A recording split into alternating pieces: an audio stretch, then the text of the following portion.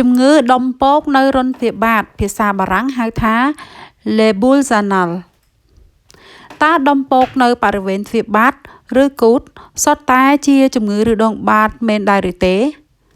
ដុំពកនៅបរិវេណទ្វារបាតមិនមែនសុទ្ធតែជាជំងឺឬដងបាតនោះទេដូច្នេះហើយអ្នកជំងឺគួរតែមកពិគ្រោះនិងពិនិត្យរន្ធបាតដើម្បីធ្វើរោគវិនិច្ឆ័យឲ្យបានច្បាស់លាស់និងធ្វើការព្យាបាលឲ្យបានទាន់ពេលវេលាជំងឺផ្សេងដែលធ្វើឲ្យមានដុំពកនៅតំបន់ទ្វារបាតមានដូចជាការលានចេញនៃឫសដងបាតខាងក្នុងឬដងបាតខាងក្រៅដែលហើមខ្លាំងបោសនៅបរិវេណរន្ធបាតនិងបោសអន្ទង់ដោះសាច់នៅបរិវេណរន្ធបាតនិងក្នុងរន្ធបាតជំងឺកាមរោគរួមមានជំងឺសេមាន់ដំបៅនៃជំងឺស្វាយជំងឺពងបែកគិះក្រពេញខ្លាញ់និងក្រពេញគល់រោម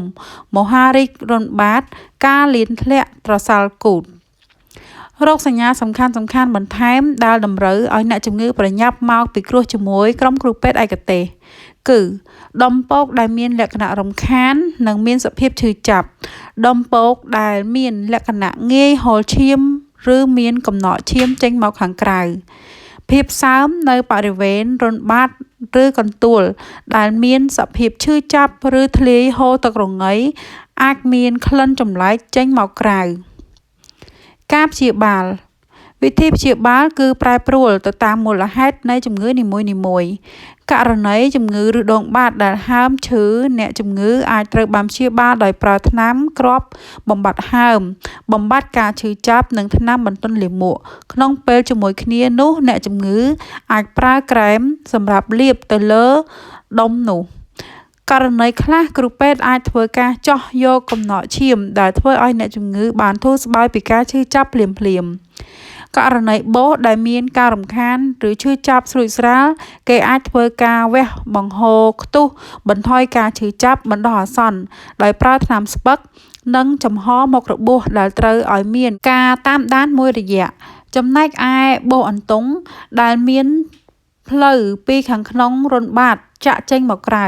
តម្រូវឲ្យមានការវះកាត់ផ្ដាច់ផ្លូវរូងនិងប្រភពដើមនៃបោសដែលស្ថិតនៅខាងក្នុងរន្ធបាត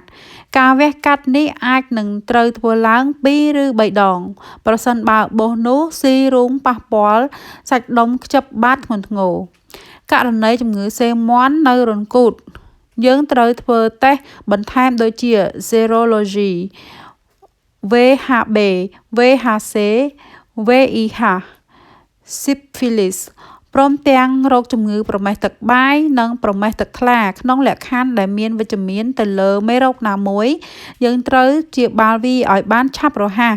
រីឯការព្យាបាលជំងឺសេមាន់គឺត្រូវធ្វើឡើងដោយការកាត់ចេញឬដុតកំទេចដោយកម្ដៅនៅក្នុងបន្ទប់វះកាត់ករណីសាច់ដោះនៅបរិវេណរន្ធបាតនិងក្នុងរន្ធបាតដែលមិនមានរោគសញ្ញាឬករណីខ្លះរំខានដល់ជីវភាពប្រចាំថ្ងៃគួរតែមានការមកជួប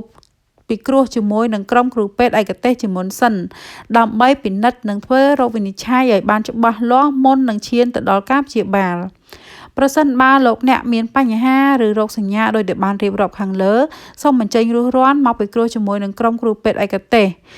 ចាដោយសារ website នេះដកស្រង់ពីមន្ទីរពេទ្យកាល់ម៉ែតចាអញ្ចឹងហើយនេះគឺជាការរៀបរាប់របស់លោកគ្រូពេទ្យនៅកាល់ម៉ែតហើយមន្ទីរពេទ្យកាល់ម៉ែតមានក្រុមគ្រូពេទ្យឯកទេសដែលព្យាបាលនៅជំងឺនេះចាអញ្ចឹងហើយសូមលោកអ្នកទៅពិគ្រោះព្យាបាលនៅមន្ទីរពេទ្យកាល់ម៉ែតដើម្បីទទួលបាននៅការធ្វើរោគវិនិច្ឆ័យនិងវិធីសាស្ត្រព្យាបាលប្រកបទៅដោយប្រសិទ្ធភាពខ្ពស់ឲ្យបានទាន់ពេលវេលា